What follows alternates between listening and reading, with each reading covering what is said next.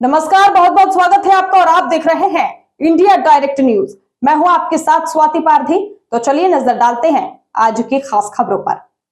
हरिद्वार नगर निगम प्रशासन द्वारा अतिक्रमण के नाम पर रेहड़ी पटरी के लघु व्यापारियों के शोषण व उत्पीड़न के विरोध में बस स्टैंड, रेलवे स्टेशन के बाहर, रेलवे रोड इत्यादि क्षेत्रों के स्थानीय कारोबारी, रेहड़ी पटरी के लघु व्यापारियों ने सामूहिक रूप से नगर निगम का घेराव कर नगर निगम द्वारा वर्ष 2025 और 2026 के निर्गत किए गए लाइसेंस को दर्शाते हुए पुनः रेलवे स्टेशन, बस स्टैंड के बाहर अलग से वेडिंग जोन के रूप में व्यवस्थित व स्थापित किए जाने की मांग को लेकर जोरदार प्रदर्शन कर धरना दिया।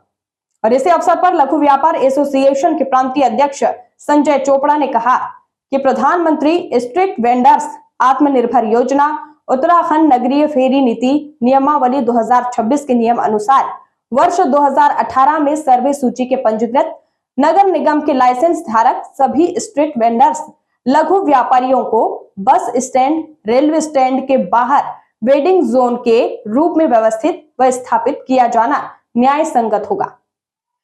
इसके साथ ही उन्होंने कहा कि हरिद्वार नगर निगम क्षेत्र में अलग अलग स्थान पर वर्ष 2018 से सभी नगर निगम में पंजीकृत स्ट्रीट वेंडर्स को नगर निगम प्रशासन द्वारा लाइसेंस व परिचय पत्र निर्गत किए जाते रहे हैं।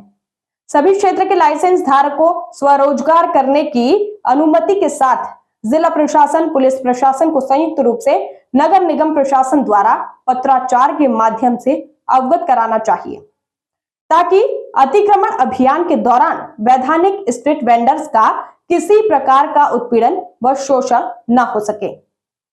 इसके साथ ही आपको बताते चले कि नगर निगम का घेराव कर धरना प्रदर्शन कर रहे लघु व्यापारियों के समर्थन में संबोधित करते हुए व्यापार संगठन के जिला अध्यक्ष राजकुमार, फूल सिंह, सुनील कुकरेती, राकेश कुमार, लालचंद गुप्ता, धर्मपाल, विजय गुप्ता, नरसिंह, सचिन, विकास, भोला यादव, कपिल कुमार, विक्की, चंदन रावत, जय सिंह, बिष्ट, सचिन कुमार, ऋषिपाल, सुभाष, अर्जुन, दिनेश, नरेश, अमर सिंह, कमल, पवन कुमार आदि प्रमुख रूप से शामिल रहे।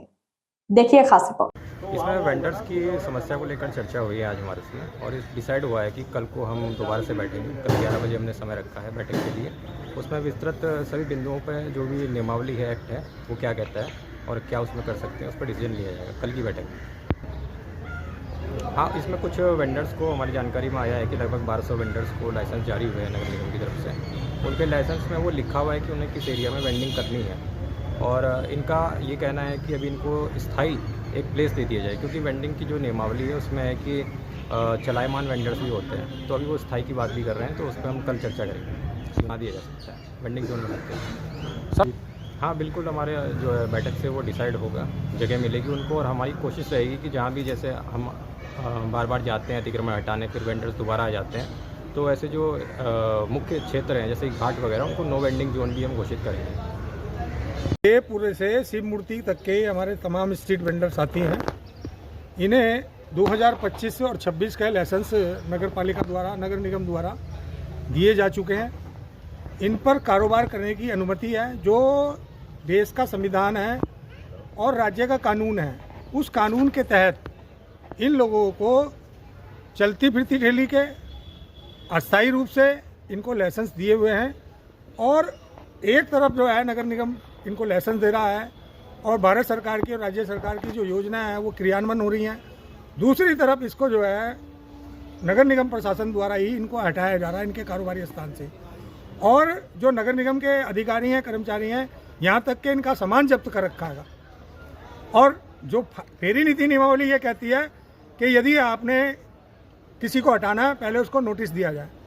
नोटिस के उपरांत यदि अगर किसी का सामान जब्त करते हैं तो उसका पंचनामा भरा जाना चाहिए, लेकिन कोई नहीं, किसी प्रकार का कोई पंचनामा नहीं भरा जा रहा, तो इनका जो है सामान भरा जा रहा है। तो मैं कहना चाहता हूँ सीधा सीधा इसका रास्ता एक ही है, फेरी समिति की बैठक।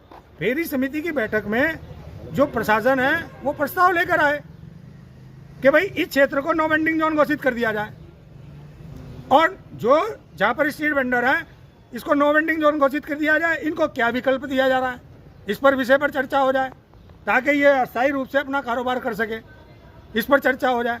तो ये तो सीधा सीधा सरल तरीका है। और ये बार बार जो अतिक्रमण अभियान के नाम पर जो है इनका उत्पीड़न शोषण किया जाता है वो निश्चित रूप से बर्दाश्त नहीं किया जाएगा। आज जो हमारे बस अड्डा और रेलवे स्टेशन के जो हमारे साथी हैं उन्होंने आज यहाँ पर धरना दिया और धरने में लघु व्यापार एसोसिएशन का पूर्णतः समर्थन है।